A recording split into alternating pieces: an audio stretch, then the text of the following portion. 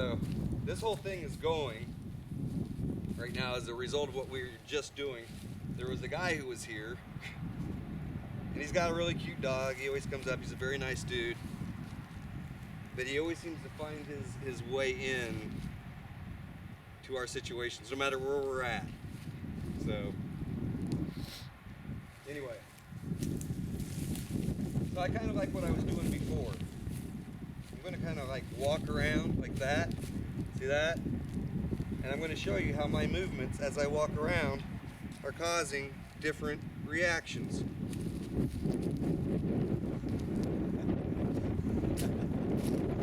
Okay?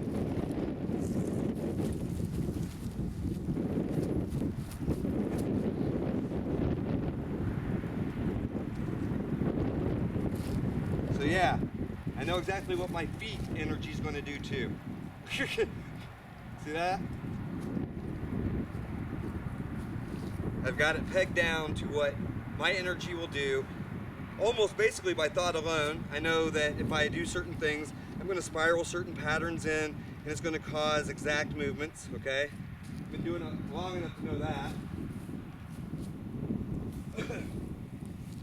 Matter of fact, the stuff that I do here, okay, just so it's known, and I've said it in a few other videos, these are the bare basics. Bare bottom basics, okay? Aerokinesis is not it. It's not the only thing out there. And the stuff that I'm showing you, these again are at such low levels of energy, and even the stuff that I've shown you where I blasted, those are at such low levels of energy that it's actually almost comical.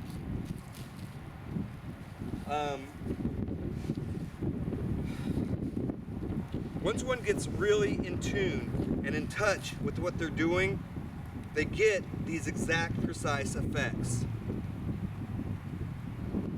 And then you can learn to up-kick environments, you can learn to down-tick them at will.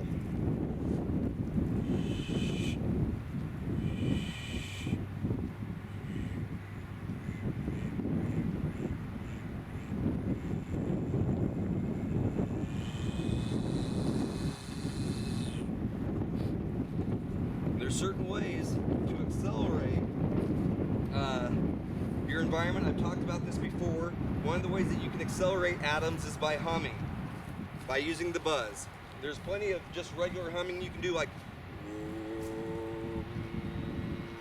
but the buzz, that kind of makes atoms go faster, okay? It's part of the nature of the way things work. Your access is every bit dependent upon your connection. Your access, because everyone wants more energy. Everyone wants to seem to do a lot of greater things than what they've attained yet. And trust me when I say, and we've talked about this before, but you don't just go from doing aerokinesis to flight. You might as well get that out of your head right now. It is a building process, okay?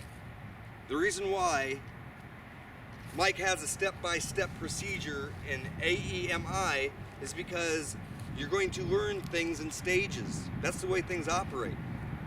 Okay, so you don't go from being, on the first grade level of knowledge to 12th grade level in a day. It's stuff that takes work, it takes cultivation, it takes practice, it takes dedication, it takes a willingness to sit there, and it also takes perseverance. So it takes a willingness to sit and go, even if it takes forever, step by step, piece by piece, bit by bit, until you learn how to make them spin. And believe me, every stage that you get will make you feel good.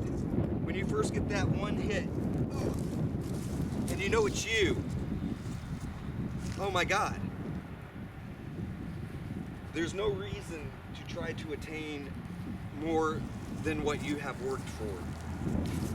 Even if you've been doing it for a solid year, believe me, that is not good enough to achieve flight. You're not going to open up a gateway and blast energy from your eyes and your hands into a tunnel and blow up the world. after a year and a half. Okay? You might as well get that out of your head now, because what grants you the ability to do this is your connection, and your connection only works if this system and what controls the system and what controls outside the system agrees with what you're doing.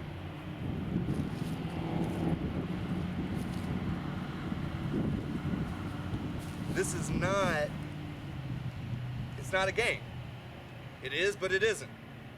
You got to know that your energy is divine by nature. It's made of what creation is. In fact, it spawns creation in general, because everything that's happening here is a spawn of my creation. Everything that's going on here, I'm creating. And the universe is allowing me to create it.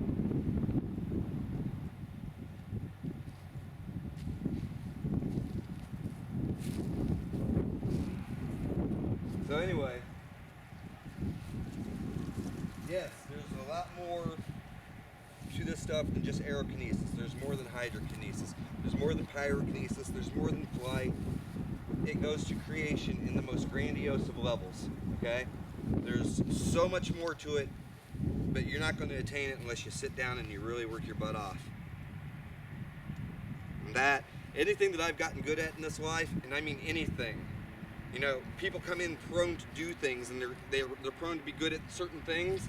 But anything that I have gotten good at, I've sat and really worked on it. Daniel has watched me sit and just do the dumbest thing on drums, just go tit, tit, tit, tit, tit, tit, tit, tit, tit, just to do it. Just because I'm sitting there learning these tiny little rudiments to make myself better. Go ahead. I was gonna say, we spend like 3 hours on nunchucks doing the same thing.